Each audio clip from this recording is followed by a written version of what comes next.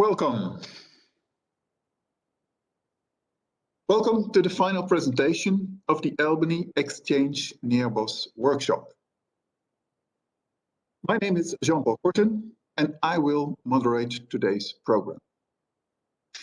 I do so jointly with my colleagues of the Cultural Heritage Agency of the Netherlands. Today we had to adapt our program a bit since a heavy storm is sweeping our country. And for that reason, it was not safe for us to travel by road, nor by train, nor by public transport.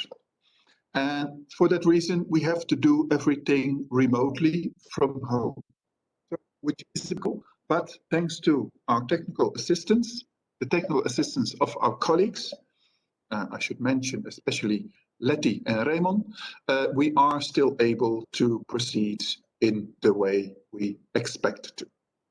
So we are looking forward. A warm welcome, first of all, to our audience on both sides of the Atlantic. Wonderful to have you with us. A special welcome, of course, to our guests, being Katie Sheehan, Mayor of Albany, Henk Berends, representing the municipality of Nijmegen, Scott Townsend, founder of the Albany Riverfront Collective, and, of course, Anja Adriaans, founder of the Friendship Albany Nijmegen Foundation. Let me start with walking you briefly to today's program, which you see now appearing on the screen. After the welcome introduction and opening we are in now, we will learn about the findings from Albany, followed by a reflection by Scott Townsend. Next, we will have a short break before we proceed with the second presentation concerning the case of Neerbosch with a reflection by Henk Berends. Today's program will be closed by Anja Adriaans, meaning that we will end today's program at 11 a.m. Eastern Standard Time or 5 p.m. Central European Time. Some housekeeping points. For the audience, there is the possibility to participate in today's program through the chat.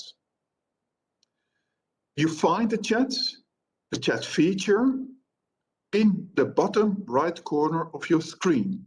I hope you can see and find that now. My colleague Matthijs, who is with us here, will gather all your questions and comments that will be addressed during the 2 rounds of discussion.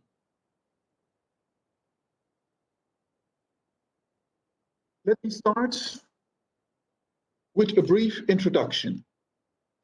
The Albany Exchange Neerbosch program is a joint endeavor of the historic Albany Foundation and the Van Lindenhout Museum in collaboration with the Cultural Heritage Agency of the Netherlands.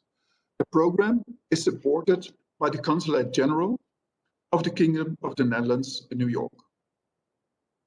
This program aims at knowledge exchange between the United States of America and the Netherlands on the topic of sustainable conservation and preservation of historical structures in their spatial context. During the workshop, as we executed this week, we compared the case of 48 Hudson Avenue in Albany to the Kinderdorp premises in Neerbosch. Although the conditions differ largely on both sides of the Atlantic Ocean, the challenges faced are quite similar, as we noticed during this week.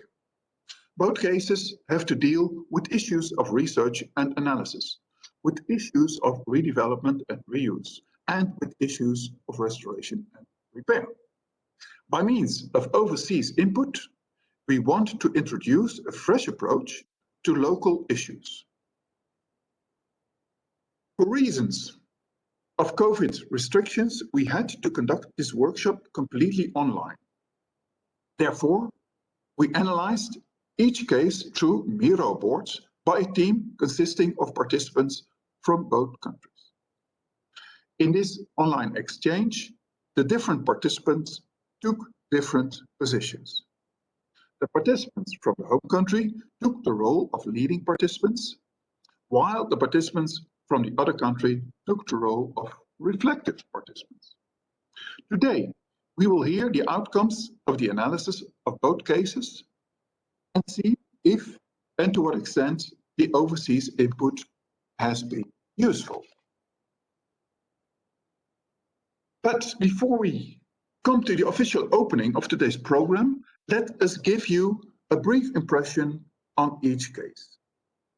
Therefore, I'd like to ask Matthijs to introduce the case of Kinderdorp, Neerbosch.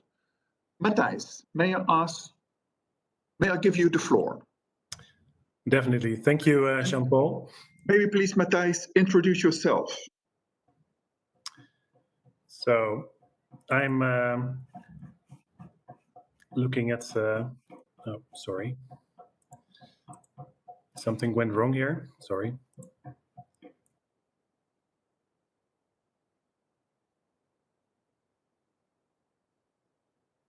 I had something prepared, but I will do it by just like this. I can't find the link. So I'm advisor, architectural advisor for the Dutch Cultural Heritage Department, and my main job is to advise municipalities and cities in the east of the Netherlands, of the province of Gelderland, with national monuments. So I came actually to the Van Lindenhout Museum last year, and I saw this beautiful area. I talked to the director of the museum, and she had all these plans for her small museum in this big Kinderdorp or orphanage village of Neerbosch, near Nijmegen. So we talked about, and then I became project leader of this exchange, and so I asked if she wanted to join. In this case, it's very important because there are a lot of developments around the area and also within the area that are threatening the heritage inside of the Kinderdorp Neerbosch. So we have one national monument, which is the old orphanage church, but we have a lot of old buildings, and the whole structure, the green areas around it, are very much the ensemble of the whole structure is actually very worth to keep. So I think this program and this exchange with Albany, I think we're with the same kind of threats to our national heritage, and so we that's what I wanted to tell you. Yeah. Okay, thank you, Matthijs. We will hear more into detail after this by Anke, who will take us through the program. But let us first get a brief impression of the 48 Hudson Avenue in Albany. Cara, may I ask you to introduce us to your case? And maybe please introduce yourself. Certainly, thank you. So I'm Kara Macri. I am the Director of Preservation Services for Historic Albany Foundation. Historic Albany is a small preservation-focused not-for-profit within the city of Albany. Our mission is to preserve and protect the built environment. And one of the ways that we do that the most is through our work with the Van Ostrande-Radliff House. This lovely little Dutch-style building right in the heart of downtown Albany is one of 2 Dutch buildings left really in the entire city, which was initially settled by the Dutch. And so we're very fortunate to be tasked with being the stewards of this wonderful, wonderful property. It's in a very interesting situation. The property's changed so much over the years, and the area around it has changed so much over the last 300 years that Historic Albany is in the process of looking at how do we restore, how do we treat, how do we interpret, and how do we use this very valuable resource. And at the same time, the city of Albany is looking at the area around the building, which has, as it has changed, it's become a large open space, which is now the focus of redevelopment issues. So the area around us is changing and growing as this historic building is changing and being reused.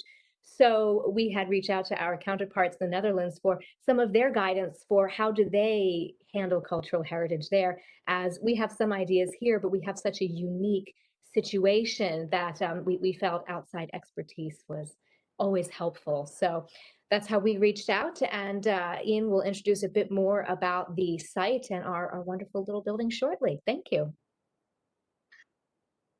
Thank you, Cara. Thank you, Matthijs, for this brief introduction to the subject of today. Now that we have an idea what today's program is about, this is a good moment, I think, to get to the official opening. For the official opening, I now give the floor to Katie Sheehan.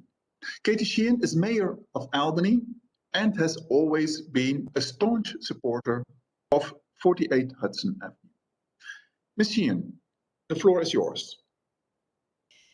Thank you so much, and I am so excited by the collaboration that is happening here. I had to chuckle when you said staunch supporter because it brought me back to one of my very early days in office. I've been mayor now for 8 years, but the building next to 48 Hudson had started to collapse.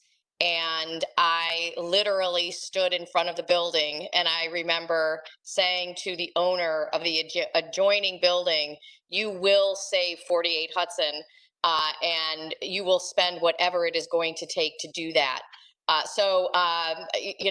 Not quite like strapping my body to the building, but certainly doing all that I could to ensure that we did not lose this incredible resource. And, I reflect back that was 8 years ago, and I think we had a lot of hopes for moving pretty quickly on a reuse plan for that building. And then things happen, right? We learned that the properties surrounding it were not all within the control of the Economic Development Agency that had been tasked with redeveloping the area. And so in the United States, that takes a very long time. There's a condemnation proceeding that has to take place and court hearings. And so we're almost to the end of that. And it's one of the reasons why when I, again, first became mayor, I did something similar to what you're doing here. I was very honored to be able to participate in a U.S. Conference of Mayors, Mayor's Design Studio. And what happens with that program is that a group of mayors are selected and invited to participate. We select a certain area in the city that we want to focus on, and we come together. We have folks that come out and look at that area and map it and look at the built environment.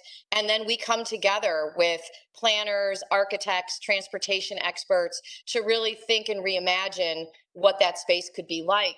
And I wanted to do that for the space where 48 Hudson is, but because we didn't have site control, that site was rejected by the U.S. Conference team because they said, no, we have to work on something that you have site control on, that you can really act on and move forward. So as we think about this space again, and that was such a valuable experience for me, because there's nothing like seeing your city through somebody else's eyes. I often see the building that needs to be rehabilitated, not the building that has been rehabilitated.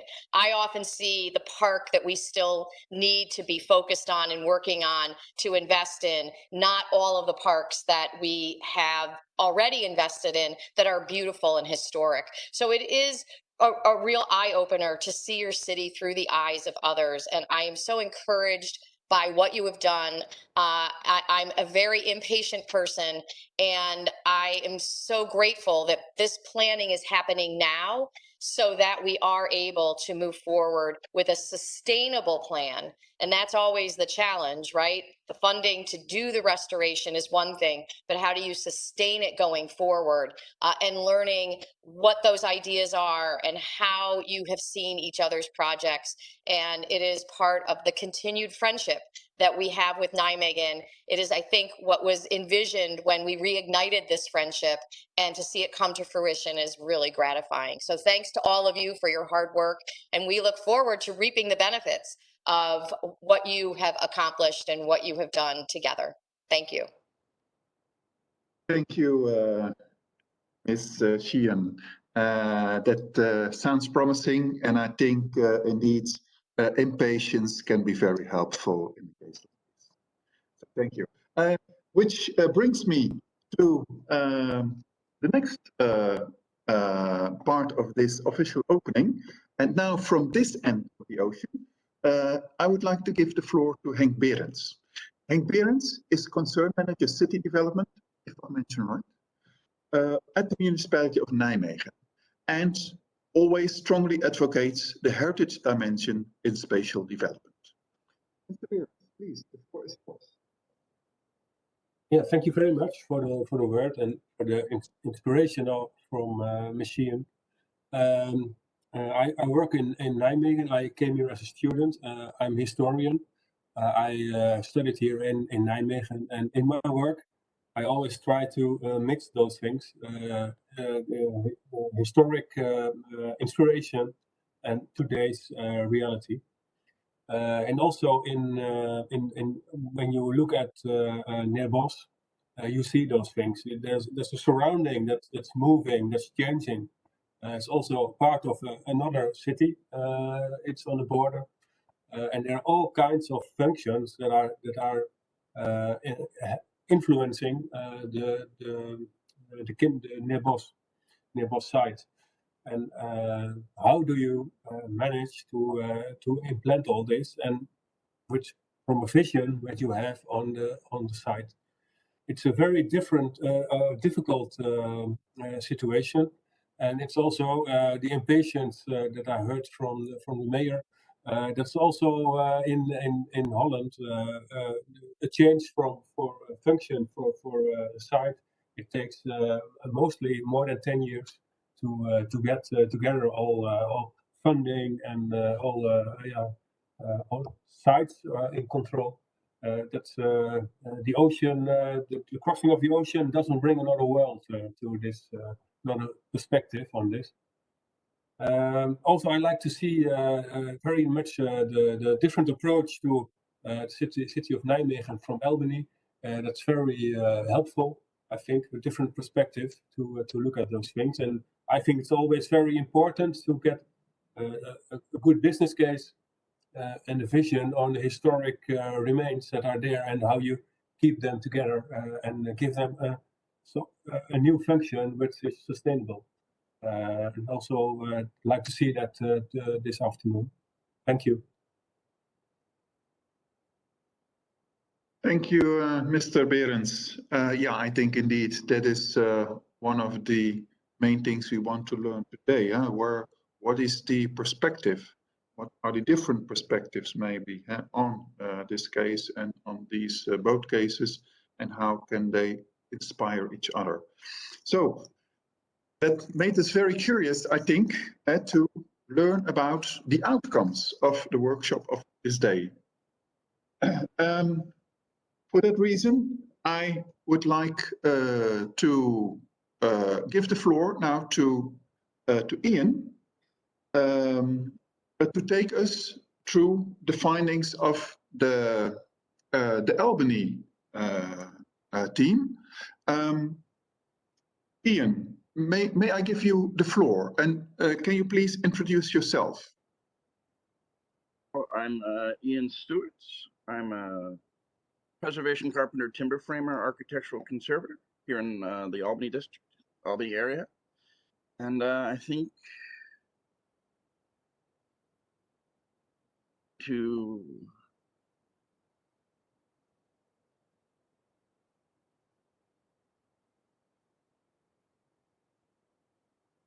So today I'm talking about the Van Ostrande-Radliff House and its siting within the city of Albany.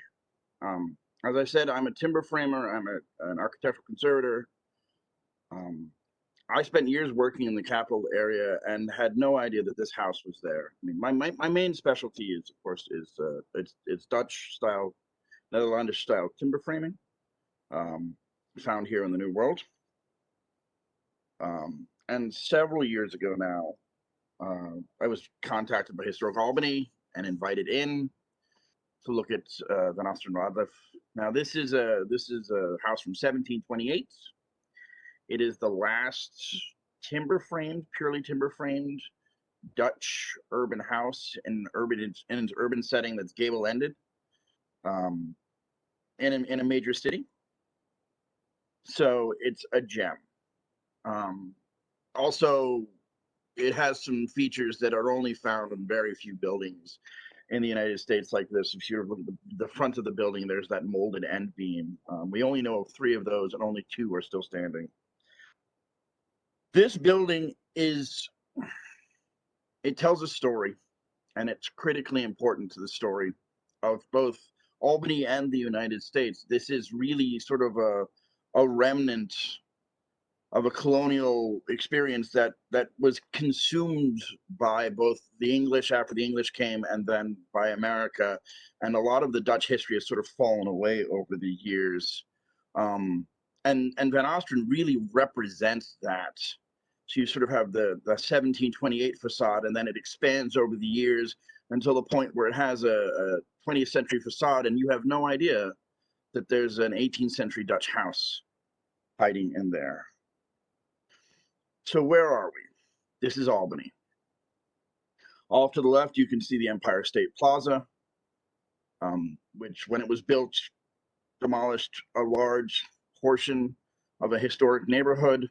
There's the main highway going up to the plaza, and down here is 48 Hudson, sort of tucked in. If you're looking at the slide, the river is off to your right. So this site, this neighborhood, the neighborhood of 48 Hudson, is bounded by development on all 4 sides. The commercial district is sort of to the north of this, and south of this is residential area. You can see that on the left side of your screen. So where is 48 Hudson historically? It's just outside of the fort of Beverwijk. If you look on the map, there's that star. But it's also what was sort of considered the first southern expansion. So the fort, and then Beverwijk, and then Albany. When they start to expand outside the stockade, they expand to the north and to the south. And 48 Hudson is in that southern section, and what was really kind of becoming an industrial area, tanners, cobblers. Over time, it grows, and more industrial, more residential. And actually, where 48 Hudson is becomes a very industrial area. Boots, shoe manufacturers, carriage manufacturers. You start to get bigger buildings. The city is increasing in both height and size, sort of moving away from that 18th century plan and becoming more of what we see today. And where are we today? It is administrative. Clearly, there's big government in Albany. The building to the right there is the State University building, State University Administration building. There's a sports arena / rock and roll arena just up the hill. There's that Key Bank building there that was supposed to have a twin, and then there's the Empire State Plaza. And there's been a huge amount of sort of commercialization, industrialization, and pushing out of residential in the downtown area that is now starting to reverse itself. And so the area directly around 48 Hudson, which is parking lots. That's the thing. There's a park sort of just to the east, but it's all parking lots. And there was a plan for a bigger development that never came to fruition. So 48 Hudson really presents as a blank slate. And that makes it really interesting from a cultural heritage perspective. You know, when you start doing your analysis, looking at what are the strengths and weaknesses and the opportunities and the threats, 48 Hudson has a unique position in the United States and in Albany and in the United States. Is you've got this fairly complex building, which could have a great attraction. I mean, for me, I think it's a great building with a great level of attraction. It's just getting that to the public, but it's sitting in a blank slate, and so that's what we considered this week. And so we started looking at our sister city, Nijmegen, and considering what they did. Now in Nijmegen, it's right on the river. It's like Albany. The river floods. So they created what they call the Room for the River program, where they moved housing, they widened the river, they allowed for the river to slide back into its historic floodplain. But that also reconnected the city of Nijmegen with its waterfront, which had sort of become disconnected. And so we're looking in Albany, because you've got highways between downtown and the river. I mean, Albany's sort of bisected by highways.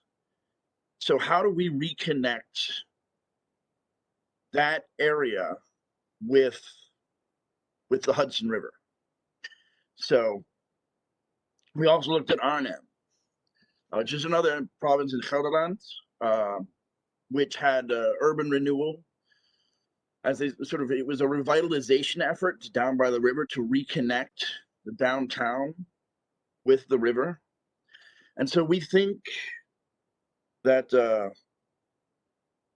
that sort of becomes the key, is if you're looking holistically at downtown Albany, I mean, we want to pull more residential in there. We want to reconnect, pull more small scale commercial. How do you do that? Connect it with the waterfront. Albany was built as a city specifically because it was on the river. At one point, it was the largest inland port in the United States. And it's really become super disconnected with the Hudson, which is the reason why it's there. So I think one of the things we kept hitting on was we need to reconnect with our waterfront. And these are sort of some of our observations. And the biggest part was, Albany really is a very vibrant city, regardless of sort of its reputation. Albany, you don't think it has a lot of history, but it does. It's nearly 400 years at this point. I mean, that's older than Boston. I mean, it's Albany has a lot to offer. And the oldest piece of Albany still standing is the Van Ostrande House. So then the Van Ostrande House is not just a Dutch house. It's an Albany house. It's an American house. It really stands through the centuries, and it changes, and it allows us to tell the story of how this area changed. We looked at how to connect Van Ostrande with the river, with the rest of the downtown district, and really with this massive amount of parking lots right around 48 Hudson. It really is a blank slate, and we want to make sure that whatever happens is done in a simpatico way with the heritage. Oftentimes development puts the commercial first, where really this is a place where commercial and the heritage should take the front seat, and allowing sort of smaller scale development along the scale of Van Ostrande-Radliff around 48 Hudson could create a vibrant neighborhood where there's just now parking lots. But the Van Ostrande-Radliff, it's lost its context. Where's the river? There's a disconnection between downtown and the South End. So how do we tie it all back together? And this is, I think, the beginning of the conversation that happened this week. And I think I'll be interested to see, to hear what Scott has to say. I'll be interested to see if there's any discussion about this. It's really,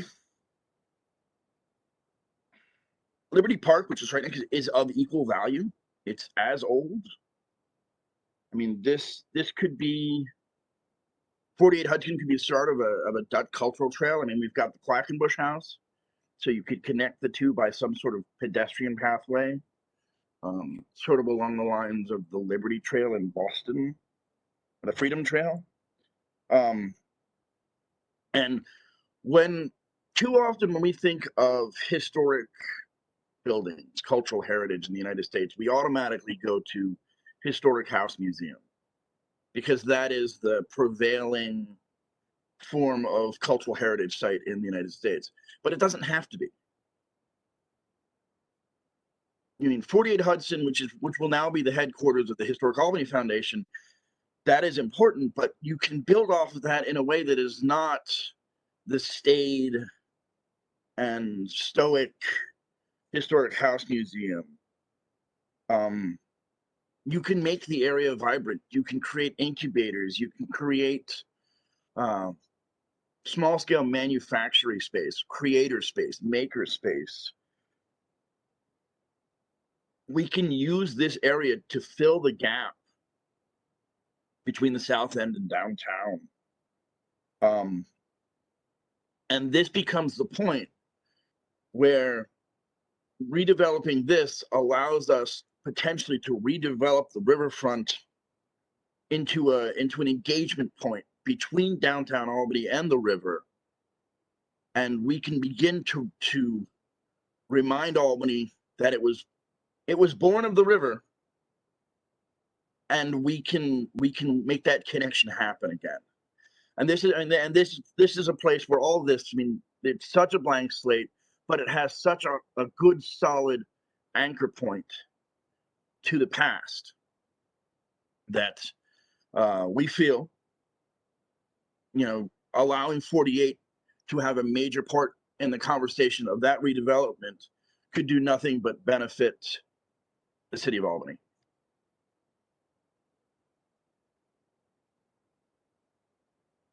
So that's that. Thank you, Ian. Thank you for your story of the gem on the river that needs to shine again, I guess. Okay, we are happy to have Scott Townsend with us. Scott Townsend is an architect and founder of the Albany Riverfront Collective. So that aims at revitalization of the site. Scott, may I ask you for a reflection on the presentation just provided by Ian? I hope your connection is still well enough, Scott. Okay. Can you hear me? We'll do that one Yes, time. we can hear you. Right. So, first of all, I want to thank you for having me to reflect on this very important work that has been conducted by a lot of people and over many, many miles or kilometers. And so, yeah, the city of Albany, as you have, I'm sure, heard over the last few days, in terms of American history, has a deep and rich history.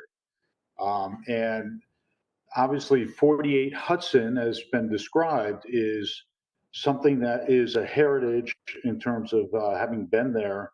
And it's really a living piece of history that is in the middle, as Ian was saying, the parking lot area of the city. there is a lot of reflections to go over related to 48 Hudson.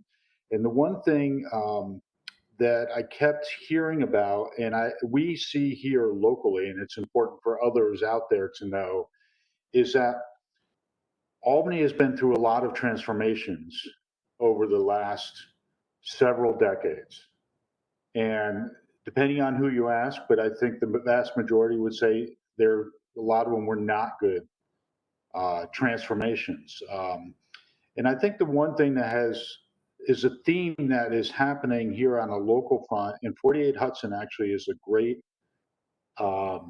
example of that, which is reconnections and connections. There's discussions about the waterfront. There's discussions about how 48 Hudson is standing alone by itself. It always reminds me when I see 48 Hudson in that area, it's almost like a museum piece in a museum that no one wants to go to. It's an area that no one wants to go see the piece. They know it's there, so they always see it from afar. Very few people go up to it.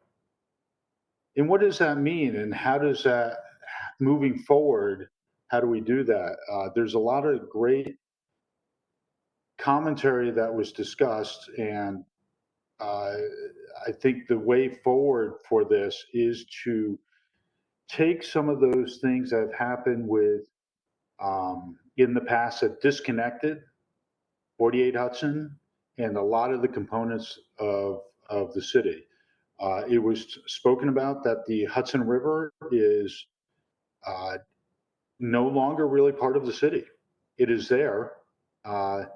Much like 48 Hudson, it's something to be observed from afar. It's not something to participate in. That is for many reasons. There was the highways were put along the Hudson River, and just to give you a little, and I know a lot of people know this, but to connect the dots, in America, that's a very industrious city and it's very capitalistic based. There was a lot of industry that happened in the Hudson, and there was a lack of sensitivity to pollution. You know, now what we're talking about with climate change, but we took nature for granted and we used it for our benefit from a capitalistic standpoint. So, you know, it was used originally for boating and ports and all of those means. And then it became, as time went on, the railroads came in, and the easiest place to put those was right along the highway, or not the highway, along the river. So Albany's always had a relationship with the river that has always been from capital standpoint. The Hudson River, which is has a lot of history in the United States, you know, because the founding of America was the founding of America came in through the Hudson River and on the eastern shores. And what this reflection, in my opinion, what this reflection is 48 Hudson is a way to start looking at all of the things that need to be looked at in that area. The theme of connections and reconnections needs to start occurring. The discussion has started to happen in Albany. As I know the people on the panels have known from this discussion throughout the last few days. Historic Albany Foundation is now going to go and committed to revenue and money to rebuild it, but they're rebuilding it in an area that does not reflect neither what it was before, and it doesn't reflect yet what it can be. And I hope it's the catalyst for what can happen. The mayor, and it was great to have, I'm glad the mayor was able to introduce this. The one thing she said is that she has a lot of impatience, and the one thing I can say, and I know Historic Albany's like this, and probably many on the panels, but many in the city, that there's a lot of impatience right now because this area was originally going to be the convention center. That was discussed and brought about as a potential site for the convention center about 20 years ago now. 20 years is a long time. And we're starting to look at what is going to happen at 48 Hudson, what's going to happen around there. And it needs to start happening now because the generation's already missed out on things that could occur. The mayor did say properly that the development agencies are able to get site control. It's happening right now. I know there's a lot of discussion about removing the highway and the arterial, which is the arterial that runs along the site up to what is known as the Empire State Plaza. If that occurs, then we can really start reconnecting the various parts of the south end and downtown. I'm sure there was discussions that there are the pastures, what we call the pastures, which is another settlement, which is very close to the site, but very disconnected to it also. It needs to be reconnected and the fabric brought together. I think what people want, and Ian mentioned it in his presentation, is we need to start bringing a critical mass down around 48 Hudson. I'd love to have 48 Hudson be not only the catalyst for it, but kind of a jewel. And as things come about over the coming years or decade or so, it would be nice as people look at that and not only look at it for what it is itself, but we can also have various cultural centers around it, interpretive centers around it, historic and history around it that can be brought forward to the folks that may not know about it. We unfortunately had what they call, it was Fort Orange on the river. And when they built even though it had over time had basically fallen into disrepair and was pretty much gone, they didn't even search for any of the historic artifacts, at least at the state level. Some people did it. So I think in summary, with Historic Albany taking this measure and making the commitment to downtown is a great move for the city. And I think what it does is just like this panel and was presented today, is it makes you look at that one isolated building, but quite frankly, there's a history of the city that has been very dynamic, and that dynamic has led us to kind of a stagnant point right now. And I think there's a lot of us on this side of the ocean and in the city and in the area that are looking at ways to bring life back in, and it's the building is representative of it, but we also need to bring people back in to have mercantile, to have people living there. That is starting to happen, but it needs to happen in this area.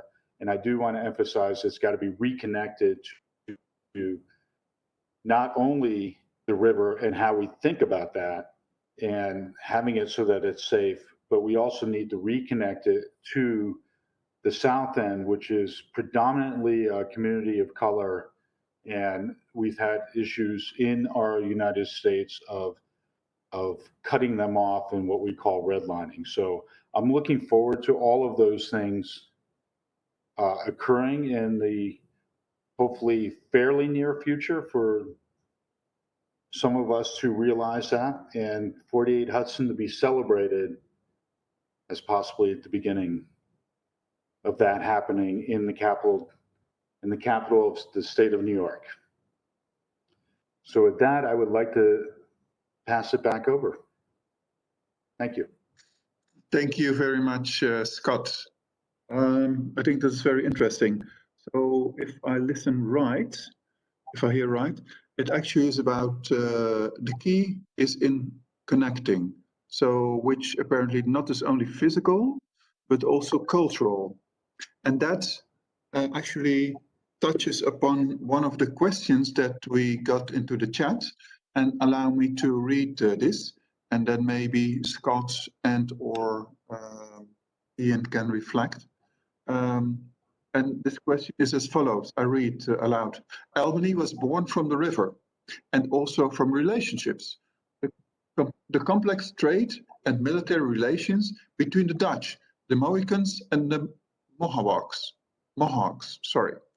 Has the city reached out to the cultural affairs offices of any of these groups to discuss how to commemorate these relationships? Can Ian, could you reflect on this, or Scott?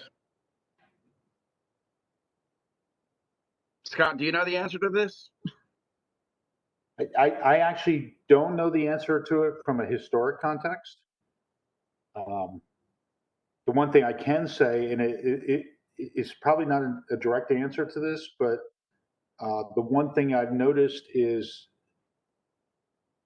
talking, how should I say this?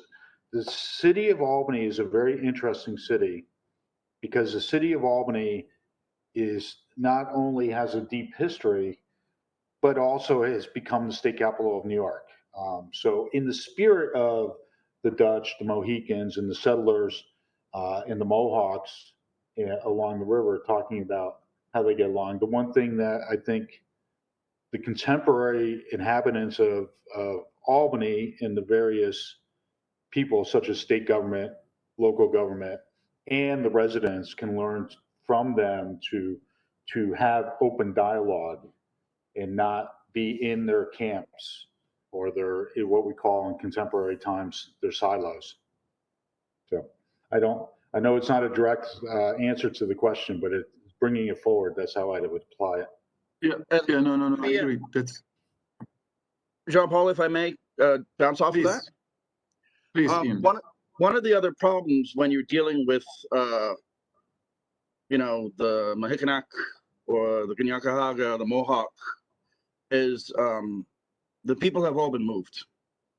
The nearest Kanien'kehá:ka Mohawk community was resettled in 1993 west of Albany at Ganatuhalele.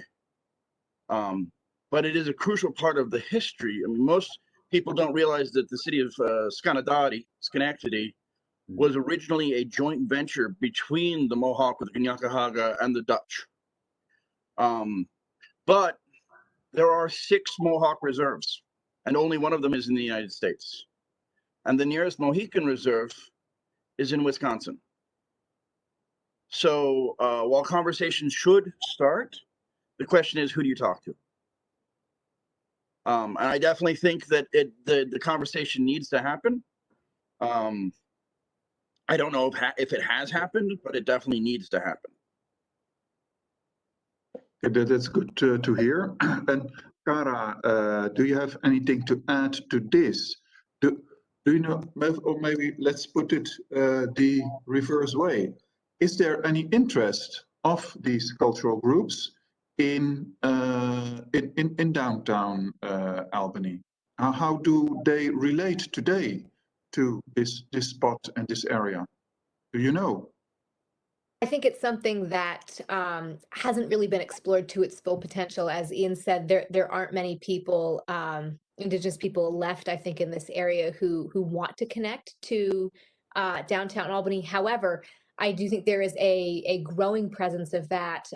Slightly further up the river in Troy is an Indigenous site that a local grassroots group is trying to preserve, and we've been working with them to do a lot of promotion and kind of just awareness campaigns. And I think that has potential to feed into this site, as it is right outside the fort. There was a very clear Indigenous presence here, and it has that potential to be explored. It's just unrealized potential yet. But because of this redevelopment, I think there are channels now that can actually be open for that, when before it was kind of stagnant and there was really nothing to get those conversations started. But this is the beginning of that conversation. So yes, there's absolutely an interest from the cultural institutions part. Yes, definitely. Okay, that is good to know anyway. And so that is the cultural side of the connection. And if we go to the physical side of connecting, Ian and Cara, How do you see, how can the sites be connected to the river again? And maybe also how can it best be connected to the rest of the city? Do you have any ideas on that? You want to start first, Ian, or Scott? I know Yeah, Scott. sure, I can start. I can start. It's not that far. The river is not that far. Walkways. No, but there's a huge obstacle. Yeah, there's a huge obstacle, the highway, but the highway is a raised highway. So there are places where there are overpasses where you can get connection there. It's not ideal, but it's a place to start. Short of removing that highway, the best we can do at this point is create connections sort of under the highway, under the raised overpasses to that river. And making sure that the river is part of the story. Yeah. Okay, so it could start with a story then. Yeah. Okay. If I may, I agree with you, Ian, that it is definitely a big obstacle. It's something that was put in, just to give everybody a little background, in the 60s, and this was after what was in America the Great Highway Act. And back then, that was the flight from the cities and separating those of wealth and of certain types to easily get to the suburbs. So simply put, the highways that were put in a lot of the American cities were basically making it easy for the commuters from outside the cities to come in and out and not even participate in the cities. So not only did they pull out a lot from the cities, they deactivated it, and they didn't have a chance to reactivate it because they were bypassing the city. That being said, 787, which for the most part is the barrier plus the arterial going up the Empire Plaza, it does, Ian is correct, there are some inconvenient underpasses and ways to get to the river that really are not pedestrian friendly. There have been add-ons that are pedestrian friendly, but they were afterthoughts. They were not part of the fabric of 787.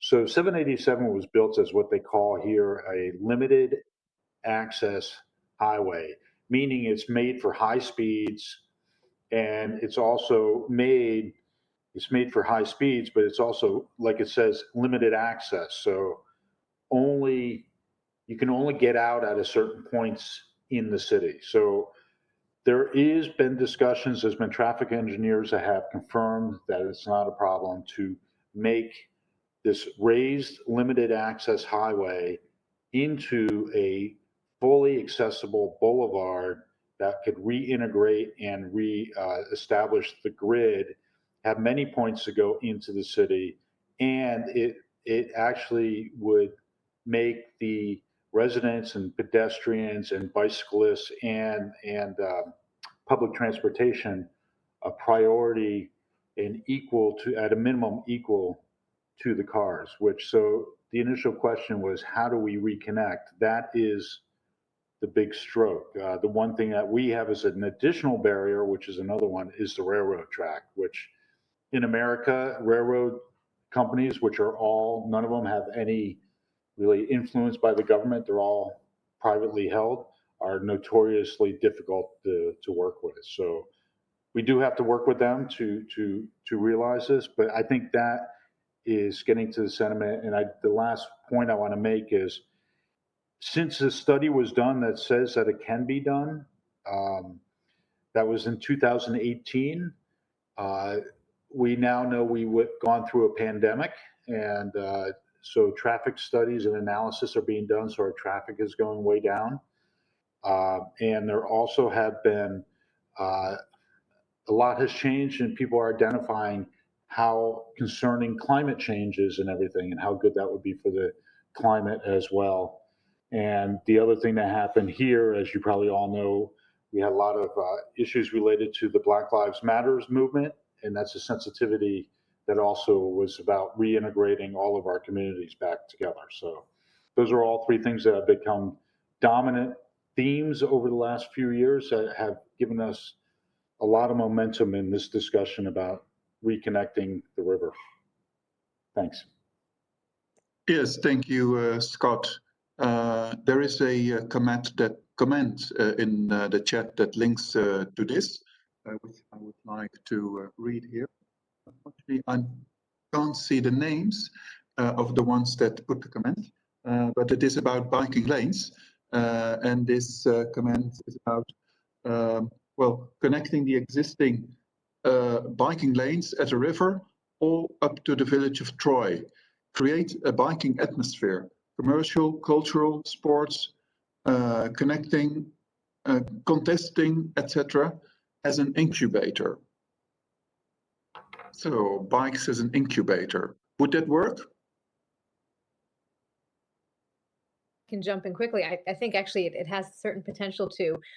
We've been doing a lot, especially toward the south end, and which is the neighborhood just to the south along the waterfront, to create these kind of bike paths and connect to this network of bike and hiking paths that has been established around actually some of the abandoned railroad passageways.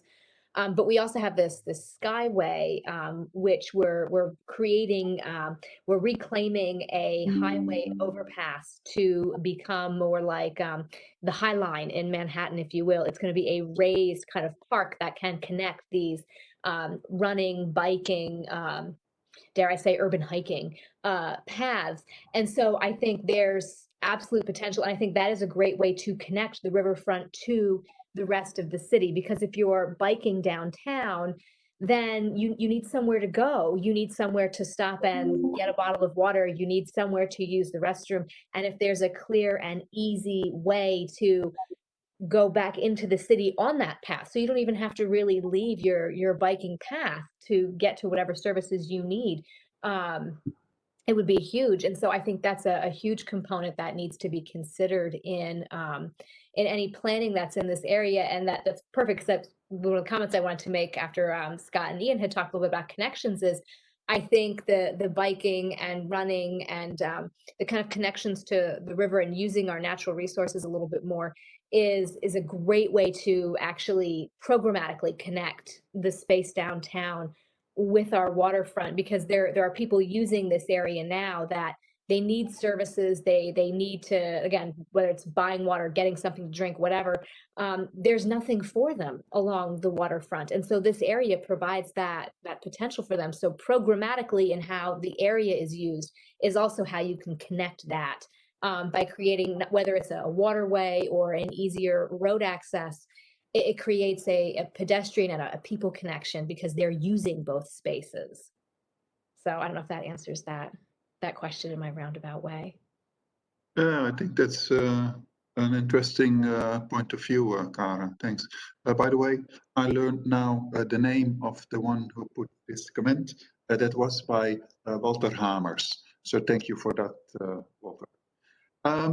Talking about names, Ian, I forgot to ask you one thing, and that is if you could mention the people, the participants that were in your group. Do you have them with you, or could you mention the people that were with you? So Jean-Paul, here's the problem: is I was not in the Albany group. I was in the Nijmegen group. Oh, you're right. You're right. So I asked the wrong person. Kara, do you have the answer to this question? I do have the answer to this question. Please. So in the group that looked at the Ostrande-Radliff House, we had Jeroen Westerman, we had Paul Thyssen, and I'm sorry when I mispronounce your name. I do it whether it's an American or not an American name, so my apologies. We had Elisa Storm-Smeets, we had Walter Hammer, and Maud was able to join us a bit, whose last name I'm going to absolutely destroy. We also had Matthew Scheidt, Michael Lynch, Maeve McEnany Johnson, and Pamela Howard from the American side. So we had a wonderful, well-rounded panel of planners, geographers, historians, cultural tourism experts. It was a fabulous panel. Thank you, Kara. There is one last question that I want to pose, which is coming from the chat, and which is by Julia. And Julia asks about the tourism potential of the area. Could you reflect, could one of you reflect on that? Is there any tourist potential in the area? Can I take that one, Jens? Please. Actually, that's something that we had focused on very, very strongly in our conversations this week, and that, yes, this area is perfectly primed for tourism, given its location. It's in the middle of everything. It's a stone's throw from the waterway. It's less than a block away from one of our main entertainment venues. But the real potential this area has is to be a host for all of our cultural tourism programs. It's on the bookend of, as Ian kind of mentioned, almost a heritage trail. And that exists already. It's this hub already for a lot of the programs and the workshops that we do when we bring visitors, but also local tourists. We have a huge local tourism draw to downtown Albany. So even though you may live on one half of the city, or maybe you're a local person, you're still coming into the downtown to enjoy a lot of our cultural offerings. And so, yes, the Van Ostrande-Radliff House is kind of a ground zero for a lot of our cultural tourism, and has immense potential to really create a hub for that. Whereas right now it's sort of scattered site and a bit disconnected, but this has the potential to connect all of those pieces together in something that's really meaningful and effective. Thank you, Kara. With this last remark, we come to the end of this first round. I should suggest we take a small break now and then come back in 10 minutes for the presentation of the other case. So I'd like to see you all back in, say, 10 past 10, do I mention right? Yeah, 10 past 10 American time, and 10 past 4 Dutch time. Jean-Paul, we have a last comment from Jeroen Westerman. Maybe you can look at that. Yeah. Sorry for that. Yeah, I just see it now. I mentioned it during our break. So this is our break comment. And this is from my colleague Jeroen Westerman from the Cultural Heritage Agency of the Netherlands, who writes as follows: the group from Albany did a great job this week. We had a very active session with them on Wednesday, and I am impressed how they have synthesized from the large amount of questions and suggestions that have been made. The positive and creative energy they radiate is much needed for this challenging place, but also definitely a strong point for the redevelopment. They are true ambassadors that will help Albany rediscover its history. So that sounds very promising. And well, that's actually a very nice closure of this part of this event. Thank you, Jeroen. We see you back in 10 minutes.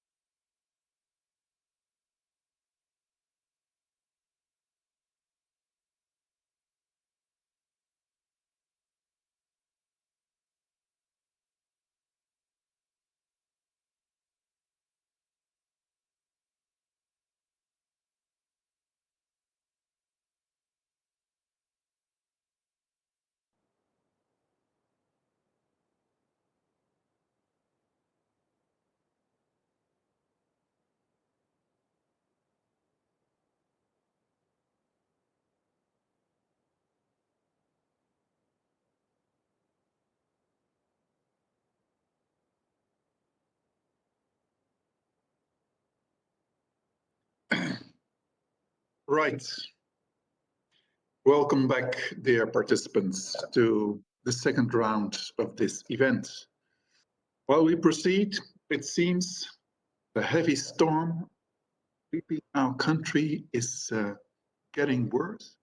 And Matthijs just told me that in Rotterdam, already a tree in the park has gone down. So let's hope it won't get much worse than this. Anyway, before we proceed to part two, there was one last remark which I want to mention, which was actually an additional remark to the question that Jeroen made. And he writes as follows: is it possible to organize activities around the historic house, cultural activities that tell the story of Albany? Ask street artists, graffiti artists, create exhibition, pub-up bars and restaurants, theaters, concerts. That way, people will discover the area. Temporary use also makes it possible to further discover the potential of the area. I give this as a last remark to our group in Albany. But now I suggest we proceed and move on to this side of the ocean, to Neerbosch. Anke will present us the outcomes of the analysis as conducted by the Neerbosch group. I won't tell too much here. Anke, may I ask you to present? Please also introduce yourself and also mention or introduce the people that were in your group. The floor is yours.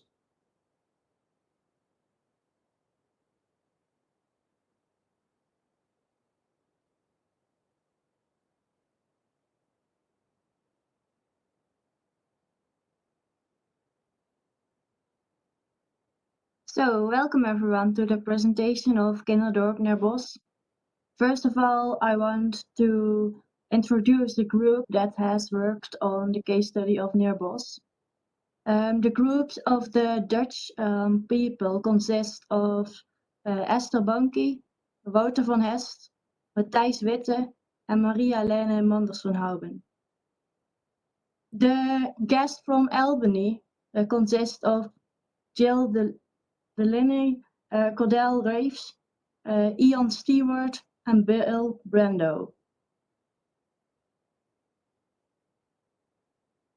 And I'm also wanted to introduce myself.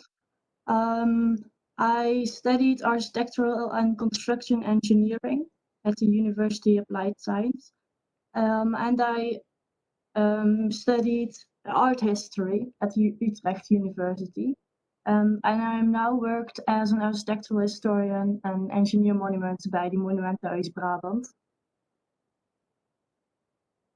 During my study of art history, I did an internship at the city of Nijmegen.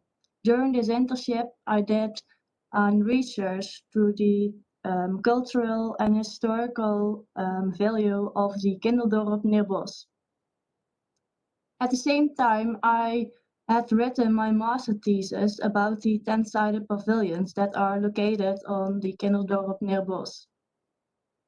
For me, the Kinderdorp Neerbosch is a special place, and I like the place pretty much because of the landscape. During this research, I was also a lot of times at the site itself, and also especially in the church. In the church, the Van Lindenhout Museum is located, and they have a very nice museum and a very big archive with a lot of building drawings, photos, and year reports.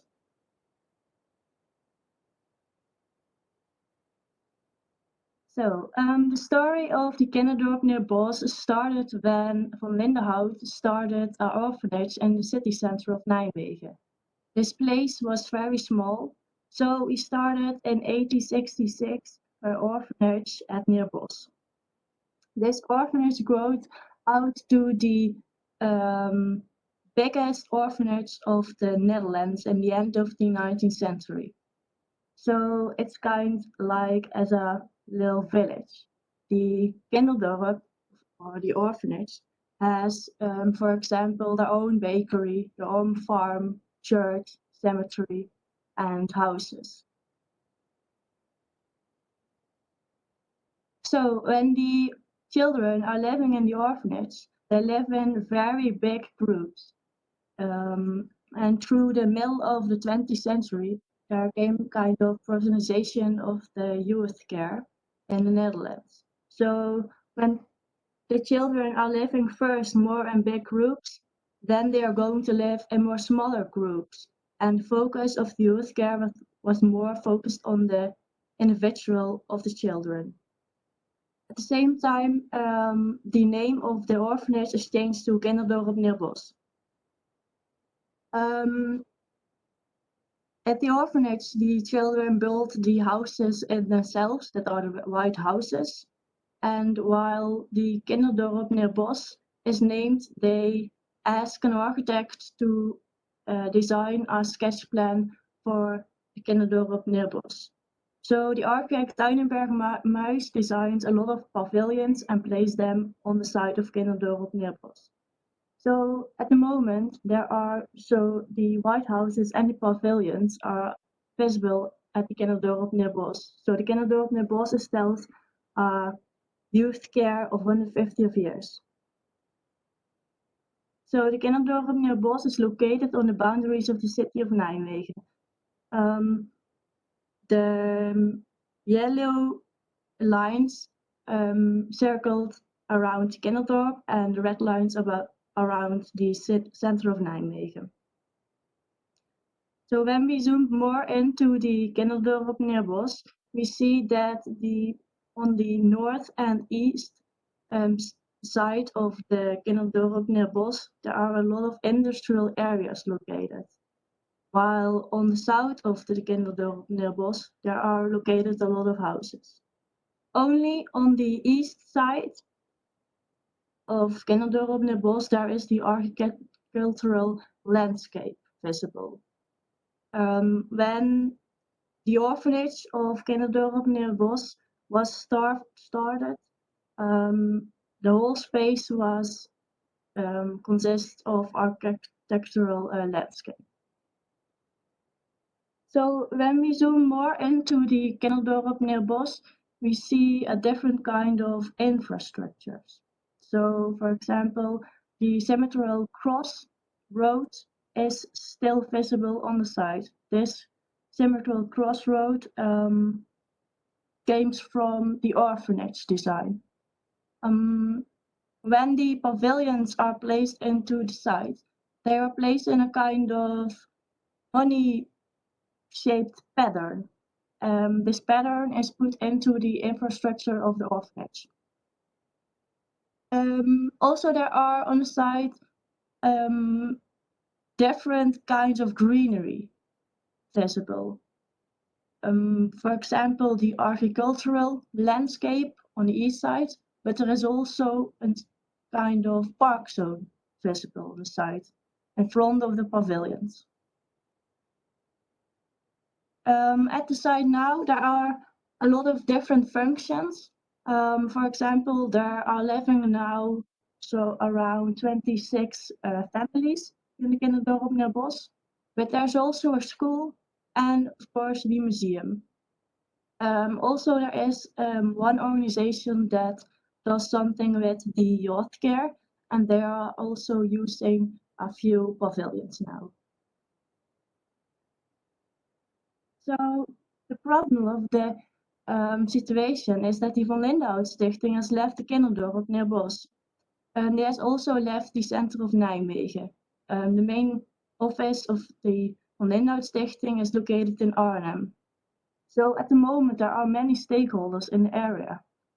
And also the situation on the Kinderdorp itself and around the site changed. So the city grew out to the Kinderdorp Neerbosch. So the question of the workshop was, what is the story Kinderdorp and tell to the future? keeping in mind the outside developments and given the different stakeholders with different interests.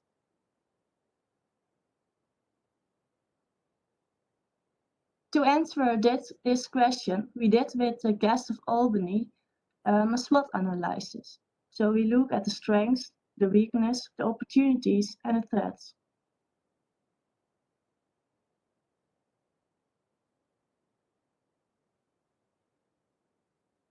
So one of the biggest strengths of Kinderdorp Neerbosch is that the Kinderdorp has a very greenery landscape.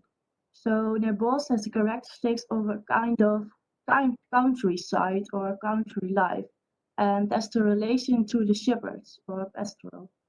The site can be seen as a kind of bucolic area. This area is also very separated from the city, and that's a very different landscape than the landscape of the city. Also, the tent-sided pavilions has a very high aesthetic value. They are set into a kind of structuralism pattern without any hierarchy. The pavilions itself are built up in a very unique architecture that not known anyone else. So they are very unique.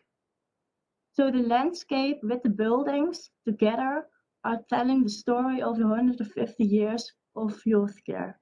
So the wellness of the site is very important. And the Kinderdorp can be seen as a therapeutic landscape.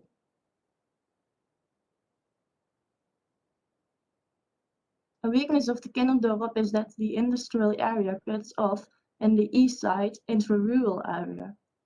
The growth of the industrial area has not stopped yet, but it is continue. For example, the Mercedes-Benz garage is built yet, and next to the Mercedes-Benz garage, there is a new building going. So the industrial area is going through the Kinderdorp Neerbosch, and the greenery landscape is disappearing. Another weakness point of the Kinderdorp Neerbosch is that, for example, the concept of the 5 pavilions that are located on the south of the Kinderdorp Neerbosch is difficult to understand, because these pavilions are standing in the grid, but because of the whole plan wasn't finished, the concept is difficult to see because the pavilions are standing and located in a row. Also, another thing that is a big challenge is to find a new use for the pavilions, because the pavilions are designed in a very difficult form, so tent-sided. So to find another use is a big challenge. So what happened is that stakeholders want to build new buildings so that they can use the new buildings. This resulted in a non-approached architecture on the Kinderdorp Neerbosch.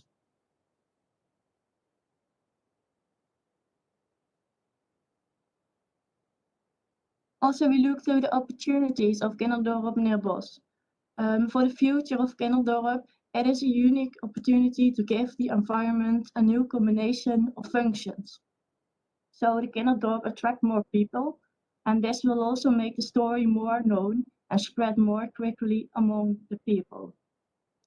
You could turn the Kinderdorp into an artist and residence area, or things of a business startup space, or use the area as a craft area. Another possibility is to do something with the original function. Perhaps it's possible to teach children a new craft. For example, teaching the children the craft of an urban farming. By adding new functions, it's possible that more people can be ambassadors. So there are also many threats to the Kinderdorp Neerbosch. When the Van Lindhout Stichting was located in the Kinderdorp, there was one organization on the site that deals with the development of the site. There are currently many stakeholders, This can be result in different plans not matching each other, whereby the underlying idea of the Kinderdorp is less respected. And it also can be case that the healthcare function is maintained. These organizations are more profit-driven. New developments might damage the bucolic landscape. So the main advice of the workshop of the Albany of Neerbosch is to keep the Neerbosch bucolic. So it's more focused on to keep the therapeutic landscape that can tell the story of 150 years youth care on Kinderdorp Neerbosch. More development is possible, but it's needed to keep the characteristics of the Kinderdorp Neerbosch. At the moment, through the many stakeholders, they are clutter up the landscape through with new buildings on it that aren't fit in Kinderdorp Neerbosch. Even though it's possible to get more people from Nijmegen to Neerbosch, and also to spread the story of Neerbosch. So maybe more engagement of the city of Nijmegen is needed. So this was the end of the presentation. Thank you very much. Are there any questions? Thank you, Anke, for a comprehensive and clear presentation. Before we move to the questions, I want to encourage all our participants. We have around 50 by now, if I learned right. Please put your questions or any remarks in the chat, then we will use them here. But before we go to that, I would like to give the floor to Henk Berends. Henk Berends is Concern Manager, City Development at the Municipality of Nijmegen. And in this capacity also bears responsibility for the future of the site of Kinderdorp Neerbosch. Henk, may I ask you for a reflection on the presentation that has been provided by Anke? Yes, many thanks, Jean-Paul, and many thanks, Anke and her team, and the team from Albany, to the reflections on the site. It's a very difficult question. You have to. I went to the Kinderdorp Neerbosch with my children to take swimming lessons. But that was the first time I came there, and it's a very introvert region when you're passing on the highway, or when you're biking. You don't really know what's there and what history is there. It's a bit of a hidden present when you don't see it. You just pass it, and you don't know what value is there. So it's very important that these sessions take place to bring this value to the public. And when you look at the development that's taking place, and that's also what I heard from Anke and from her team, we are looking at pieces of the puzzle, but we have to look at the big picture, at the whole puzzle, and the vision which you have on this site from the total of Kinderdorp when you are looking at it.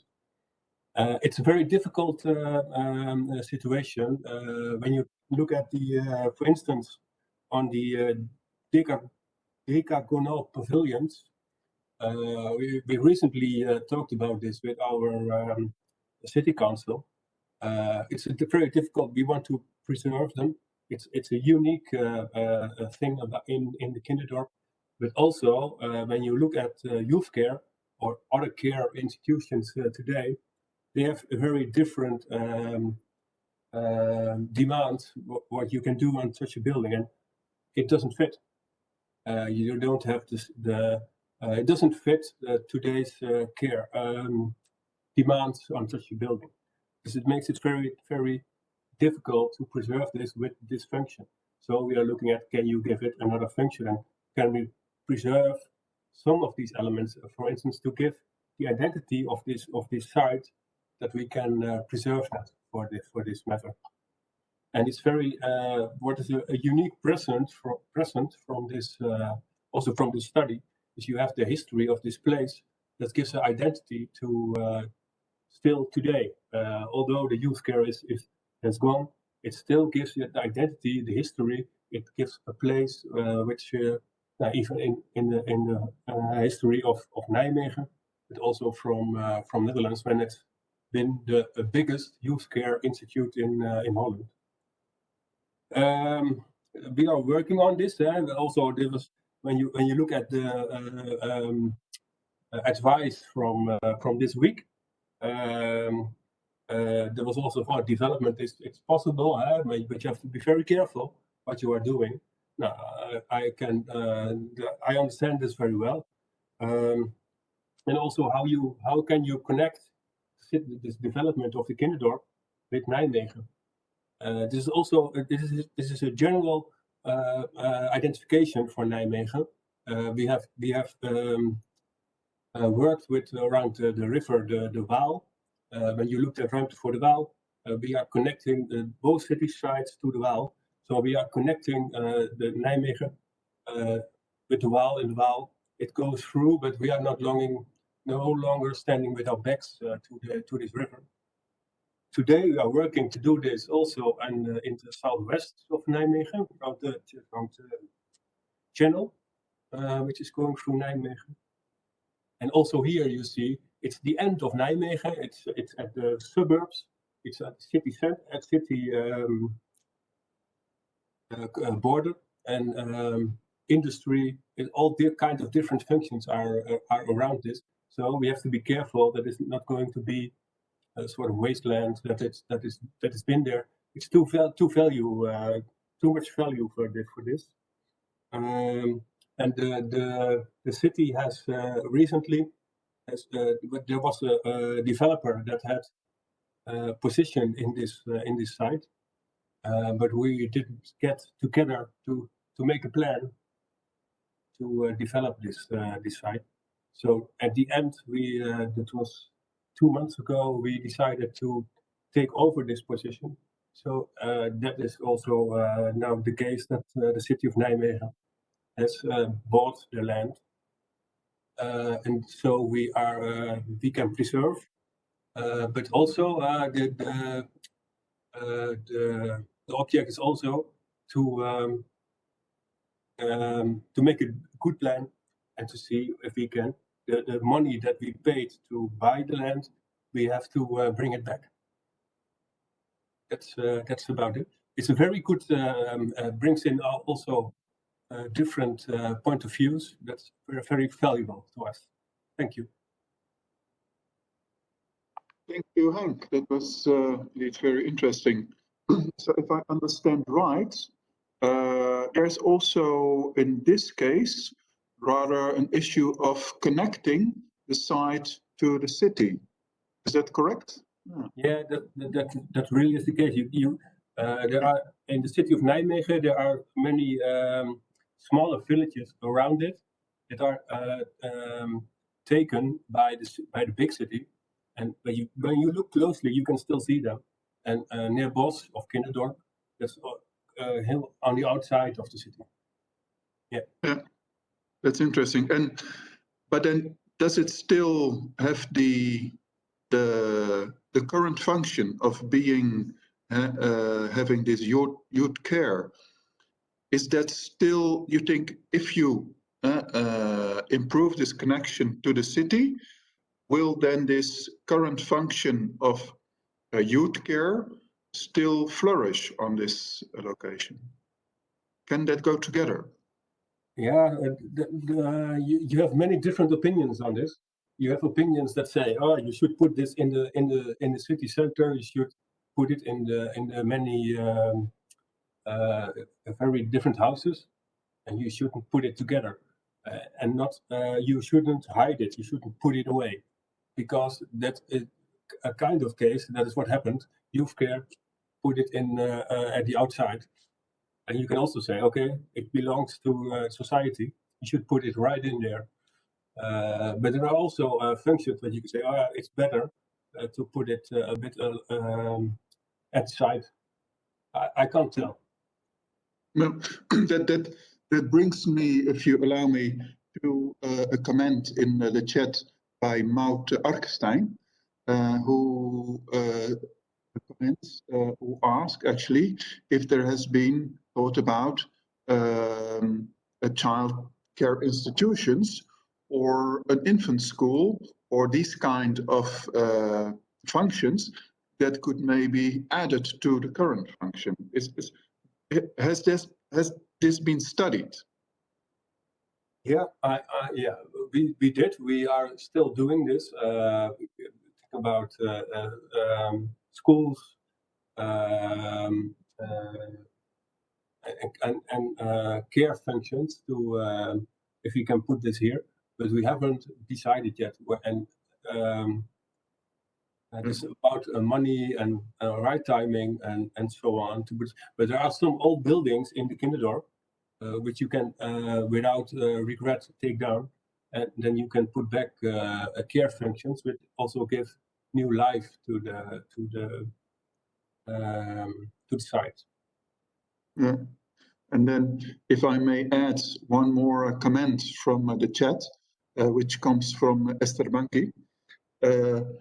She tells about, yeah, you can think from the center, but in the surrounding of Neerbosch, there are also some 50,000 people living.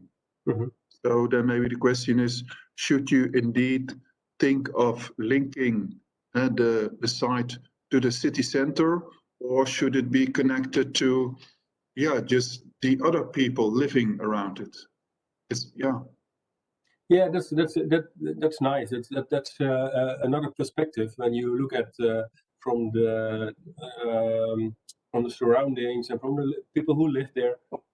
They also have perhaps they can go walking. That's a green spot. It also has value in itself when it's today when you go there. That's quite right. That's another perspective on the site. Yeah.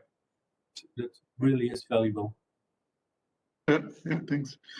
Then there was a point made by Paul Thyssen, who talks about the connection. Then I read how to connect the 19th century buildings to the post-war pavilions. Could new use be helpful? And were there suggestions, and that actually is a question, Anke, were there suggestions in the panel for these new functions? Did you discuss this in your group? Could you? We were thinking about maybe some artists that can use the buildings. So then also there came more people to the Kinderdorp Neerbosch, and they have kind of meeting with the surroundings of Kinderdorp Neerbosch. But also they were thinking of a kind of a business startup space for the buildings. So it's more in the direction of thinking about the combining of different functions in different buildings. Yeah. And then what makes it especially fit for artists?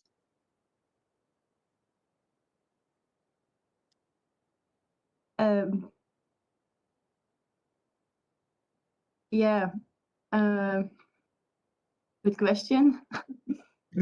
Okay. Maybe I can answer that. I think it's because it's on the edge of the city and it's still quite cheap rental prices there.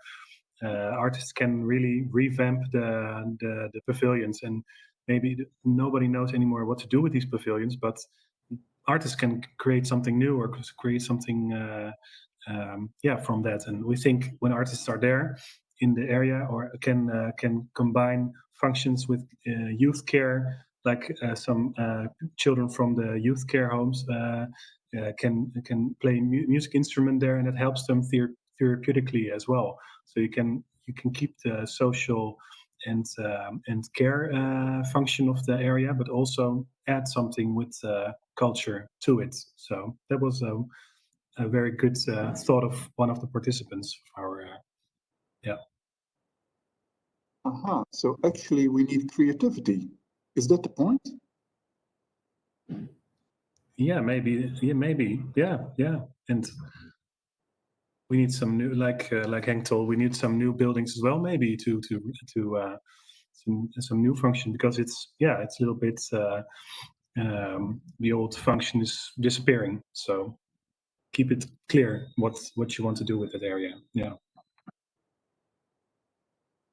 Okay, thank you. Yeah. Okay, yeah. So there I see some. I think that's also one of the issues in the case of Albany. Huh? It's about can you invent? How inventive are you? How creative are you in envisioning a new future to the site? So maybe that is one of the points where the two cases meet. Yeah, I couldn't, because of the storm, I couldn't really hear. Are you asking this to me? Oh, it's open. Yeah, it is open. But yeah, please feel free. Feel free, Yeah. Henk. It was not directly a question to you, but well, actually to all the people that feel involved. Yeah, but please, if you have an idea, plus. I can give a first comment. But what I also see in Kinderdorp, but also in Albany, you need to get new functions that are giving identity to this place, but also bring people to this place and give a new meaning. And you need to make new routes to get people to many destinations, so that they take this route on a natural course. And but I haven't been in Albany, but when I looked at it, I thought, oh, that's also a discussion there. You have a dual but in the surrounding you have a problem, and you need to get functions to get people to this, and to get to travel through, and to get life in the area. And that's also the case in Nijmegen to solve. And that's a really hard puzzle to take. Yeah, there is a comment from Maud Arkestein, who suggests, or maybe it's a question, would starting young entrepreneurs, could they help here?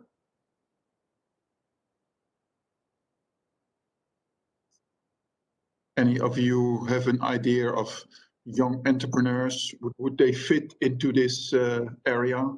And then maybe the question is also, could their needs be accommodated with the historic features that are presently there in Neerbosch? Do these two match together? Do the needs of the young entrepreneurs, do they match with what the buildings, the site has to offer? Yeah, it can be very like living in small places in Nijmegen, and going to this beautiful green area can really make a difference for startups, and to create their own their own working environment there. So I guess that's one of the main draws to that area. That is very beautiful, actually, in that vast industrial landscape, which is the rest of the West Nijmegen. Yeah, so and also, but maybe they have to have something with youth care or something, maybe, and then you keep those functions, which were the past 150 years, and you keep it alive. So I see possibility for young entrepreneurs as well. Well, they have to share a bathroom and other means, so that's a problem, maybe. So some redevelopment has to take place, maybe, but it's quite old. Yeah. Okay, thank you, Matthijs. If I compare the two cases, I see a lot of differences. We're talking about a more rural setting in Neerbosch, while there is a more urban setting in Albany. I see a more introvert side in Neerbosch, while there is a much more extrovert and apparent situation in Albany.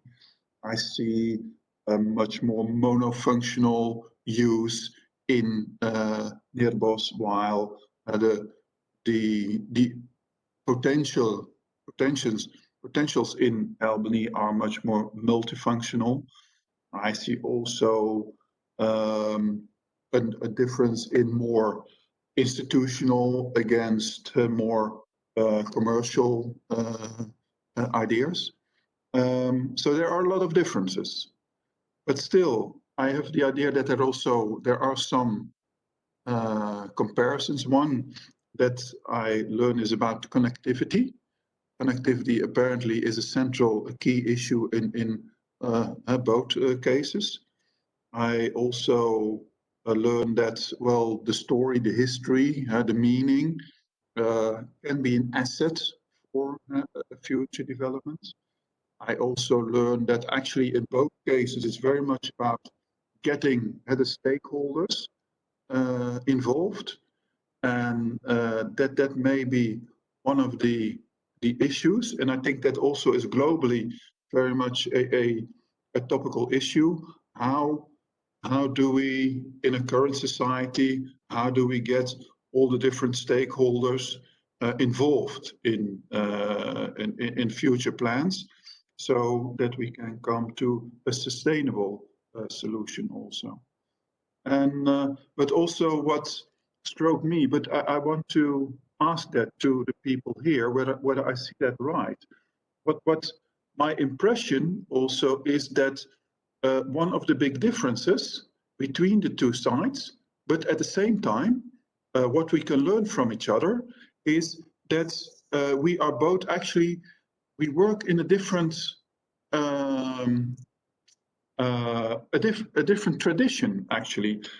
Maybe actually a different political tradition, where I think in the Netherlands we are very much used to work in a tradition, a public tradition of planning, while my impression is, although I never been to Albany, that in Albany the way people work is much more in a private tradition and from a commercial side. And I think that's a difference, but at the same time, I think a reason to get connected. Since in the Netherlands, we also have to deal with the private sector. And so it can, for us, be very helpful to learn about your strategies. I have the impression that you are dealing in a much more strategic way with the private sector than we do. And vice versa, maybe, but I'd like to hear from you, that maybe we are better equipped to deal with the public sector, which in the end, you in Albany also have to deal with. So could that be what there is to learn from each other? Maybe I first put the question to our colleagues from Albany, as we have here Ian and Cara. Could you comment on that? So yes, I mean, I would say that the Netherlands has a much more structured social viewpoint versus the United States, which is very driven by private industry, private commerce, private commercial. And I think both of them, I would agree with you, both of them require distinctly different strategies when engaging with planning, development, and cultural heritage. I think, though, this sort of cross-connection between countries gives us the best of both worlds, because you have decades of experience of doing urban planning in a more civically minded, socially minded way, whereas we're we're used to dealing with the private sector. So I think workshops like this are critical because they bring all of the best of those worlds to bear, and they also show us the worst sides of those. We see the biggest threats from those modes of thinking and from those modes of being. So I know from my perspective, every time I work with Dutch planners and urban managers, I learn something new, and I learned something that I wish we had in the United States. So I know we're bringing stuff back from you guys to Albany, and I'm sort of hoping that our viewpoints are helping in Nijmegen to bring some more of that private perspective in. Cara? I've said it better myself, Ian. I agree completely with how we look at it from that much more private approach, and I think having a lot of our professionals hear about a more public approach to and strategies, really. I think that's exactly what we're hoping to learn, is more about those strategies and how we can implement them here. And as Ian said, I hope some of our strategies have been helpful to you. But I have to say, I think most of the panelists from the United States, our immediate impression is just how inspiring the conversations have been, really, to hear about different ways of doing things when the sites are so different. But as you say, there are such similar challenges. We face the same thing with connectivity and how do we reimagine these sites, and these different approaches to those exact same problems are just absolutely wonderful discussion. Okay, thank you, Cara. I should watch the clock. Yet I would be interested actually also to hear from our side. Maybe I could ask Henk, do you think there would be a need from our side to have a more private approach that is more directed toward the private sector, to get the stakeholders from the private sector to deal in a more strategic way with stakeholders from the private sector? Could we learn on this point? Definitely, we could learn, but also it's in Holland. It's the city council elects what kind of policy they should take on development on sites. And Nijmegen, it's a very left-wing coalition. So that means that they think it's best that the local government takes action. And on this side, we let the private entrepreneurs take position, but we didn't get to a deal to get the development going. So then we step in. But we have all kinds of different constructions. We also, even in Nijmegen with the left-wing city council, we also do take place in enterprises with privateers together. We make a company, and together we develop a site. And we also participate with finance and risks in this entrepreneurs. Those are all enterprises. So we have different, all kinds of sorts of participation in this kind. Thank you, Henk. That was very informative, and I think indeed very interesting. Since in the end, we also have to deal. The private sector is also part of our society, and we have to find ways to get everyone involved. And the private sector is one of the stakeholders we should look. Okay, regarding time, I think we should get to a closure. And coming to the end of this program, I am very happy to give the floor to Anja Adriaans. Anja Adriaans is founder of the Friendship Albany Nijmegen Foundation. And please, Anja, I give you the floor to finalize and to conclude this event today.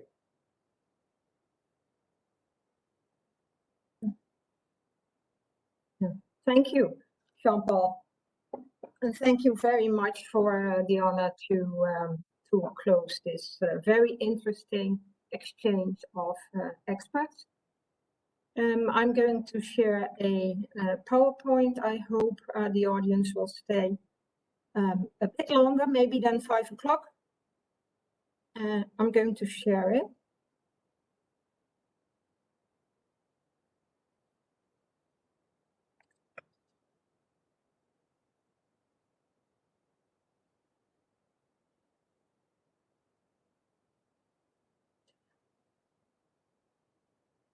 So.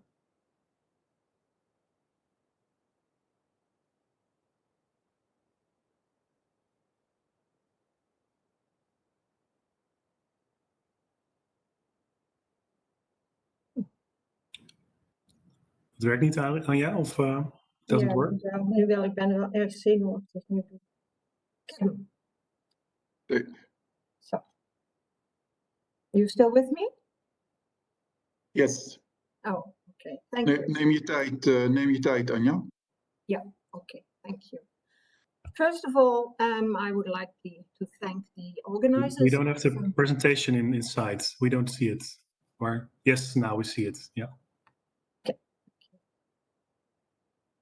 To the organizers of this exchange, thank you all very much for giving me the opportunity to tell about the friendship and also to close this very interesting program. It's an honor to be here, and it's important, and actually we're thrilled that we can do this because this year is actually the 75th anniversary of a historic friendship between our cities that started from a World War, Second World War history. If we go to this second sheet, this shows us Nijmegen in 1947. What we see is a destroyed city center. We look at the river Waal, which I want to mention. The river is something that is very important for both cities. I heard, I think, Ian say that America actually was born at the river. Nijmegen is the oldest city of the Netherlands and grew from the river Waal as well. So the river is something that is very important for both of us and should give it credit. So what happened is that Nijmegen is very close to Germany. Nijmegen has a horrible Second World War history. It was bombed in February 1944 by the American Allied forces. The bombardment hit the inner city. The strategic position of Nijmegen, which was liberated in Operation Market Garden, which was actually already in 1944. But because it's so close to Germany, the war didn't really stop there because the fightings continued. This picture shows us how in 1947 the situation of Nijmegen kind of still was. There were thousands. The war resulted in thousands of deaths and invalids, houses destroyed, churches destroyed, the water system destroyed. And so it's obvious that for Nijmegen, after almost 3 years of being liberated, this city needed help. And help came over the river in 1947. And so how and why did that happen? One important story in the history is that the American bombardment was followed by the liberation of Nijmegen in September 1947 by American paratroopers of the 82nd Airborne Division. When the Americans came back 1 year later for the first liberation of the commemoration of the liberation in 1945, they saw a city that was still in ruins and they took it upon themselves to think of how to help this city. General James Gavin, who you see on the left, particularly took an interest in the fate of our city, and therefore he is an honorary member of the city of Nijmegen. The other important line and history is, of course, the Dutch roots of the Netherlands. The Dutch roots were called upon by the Americans, by Gavin. Gavin was stationed nearby Albany, and also he sought his way through diplomacy, the administration, and political sectors. So help was found. The mayor of Nijmegen, Mayor Hustings at the time, and Mayor Erastus Corning in Albany. They've joined forces, and they found a group of important men at that time. We see them on the right. They were sent on an exploratory trip to Nijmegen to see what the needs were, and on their return, they the city and the citizens of Albany set up a Nijmegen Week, which was a huge relief campaign. Important to say is that the first community group of organization in Albany were the Dutch settlers of Albany to answer the call to help. So in 1947, barges from Rotterdam entered at the Nijmegen Walkade, bringing the first shipment of relief goods. Then maybe, not sure why, anyway, the shared history, the friendship that was established in those years. Go back in time a bit, people, well, it was forgotten more or less, maybe not, but there were individual contexts, but nothing really happened between what was called the sister cities until, well, the 1990s. We thought, well, this is actually an enormous, important story. Shall we see how we can strengthen and how we can revive or rekindle historical friendship by new activities? Our organization, the Friendship Albany Nijmegen Foundation, we started that in 2015, first with extensive research, bringing the story to school classes, and it grew from that to connecting to other organizations. One important storyline is what we do in our organization is to connect to liberation activities and commemorations in our city. So we connect with the Sunset March, the Freedom Museum. As you can see, there's our river again. You might have seen it in the presentations before. There's this beautiful bridge that opened in 2013. It's called the Oversteek, which translates as the crossing, because exactly on that spot, American soldiers crossed that river. They lost 48 men, but it resulted in the liberation of Nijmegen. The commemorations, being part of the commemorations is important for our organization because it's a really, the most tragic event actually in the past decades or decades of the city. We think that all students, all schools in Nijmegen should be aware of the importance of our freedom, how we lost it, how we got it back. But we believe we bring something additional to commemorating, because this story of the relief, help, and the friendship from a city across the ocean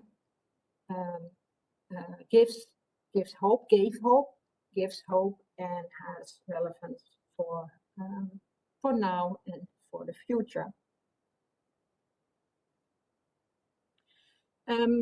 What we did with our fan group and fan foundation are several things. So research, school activities. We made a magazine. We established friendships in Albany. The magazine was made in Albany as well. There's a plug in the Washington Park in Albany. We realized this plug, our Walkade in Nijmegen. We made several short videos. The main thing, or the main goal actually for our foundation is to realize exchanges. We really believe that the exchange of knowledge, the exchange of sharing your ideas, your views on the world, brings something that is good to the world. We can learn from each other. We should learn from each other, and that's exactly what was done in this program. Of course, there are difficulties, there are differences, but it's important and always giving hope and energy because of what other people think and bring to what you do. What we see here is our first student exchange with 32 students, high school students from Nijmegen, who had prepared themselves for 2 years in all sort of school work and pen pal projects to make the trip to New York and to Albany. It was a wonderful experience. They were received in many institutions, were hosted by friends, the Dutch settlers, but they also visited the New York State Museum. They met the mayor. They went to high schools, Albany Academies, and the public high school. And that was something that we really want to help furthering. So if you ask me what is the future between our cities from the fan perspective, that would be furthering exchanges between students, but also between other organizations and topics. Further, it's like bringing our shared history to school programs, to the curriculum of school programs, and so that will be our goal. And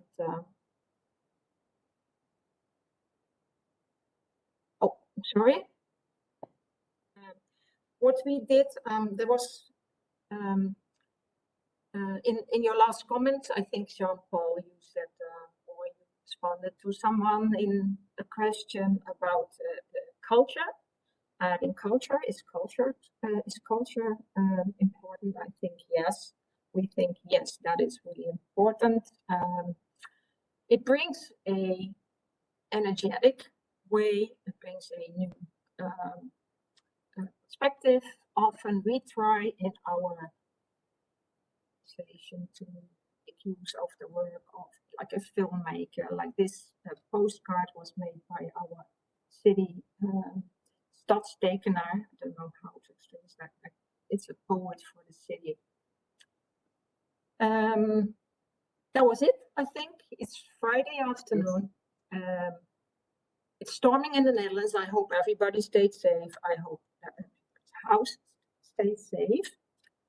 I'm now trying to close the PowerPoint. Let me see how. Thank you, Anna.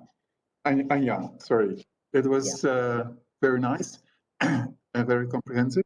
And it shows again that there are a lot of connections between the two cities and between the countries. And for that reason, we also will continue our collaboration with within the Albany Exchange Neerbosch program in at least 2 more workshops to come. The second workshop will deal with the issues of reuse and redevelopment. We intend to conduct this workshop in May of this year. And the third workshop will deal with the issues of restoration and repair. We intend to conduct this workshop during the second half of this year. We will keep in touch with you on the exact dates. For now, I will end this meeting. I'm very grateful to our guests for their useful input and commitment. And of course, I have to thank all who prepared, supported, and conducted this workshop and these presentations. Especially, I have to mention Matthijs and Julia in this, who took a lot of efforts. I, of course, also thank our audience for being with us. If you want to learn more about the International Cooperation Program of the Cultural Heritage Agency of the Netherlands, please click on the website that hopefully you see on your screen, or otherwise you can Google. Here we part, and on behalf of the Historic Albany Foundation, the Van Lindenhout Museum, and the Cultural Heritage Agency of the Netherlands, I wish you